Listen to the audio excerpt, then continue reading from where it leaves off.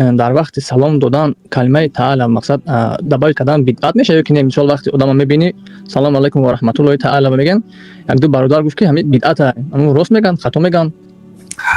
کن برادرای عزیز وقتی که شریعت یا لفظ برای ما داد اضافه نکردن نکن پیش خودم. آخه کی اضافه کرده؟ همین تعالی کی برآورده است؟ اگه راست میگم شیخ مفتی من کردیم چند برنامه جمع میکنم. نه نکنید. چیزی که پیامبر صلی الله علیه و آله نکردن در بابت عبادات نویگری وارد کردن من است. این عبادات توقیفی است. عبادات خیلی مردم ما همین سوال بسیار میکنن. این گپی ناسکو یا مثلا بعد نماز پیامبر صلی الله علیه و آله استغفر الله استغفر الله استغفر الله میگفتن. بعد اللهم انت السلام منك السلام تبارک یا ذا الجلال والاکرام. بعضی ها استغفر الله العظیم استغفر الله العظیم استغفر الله العظیم میگن. ترجمهش چی؟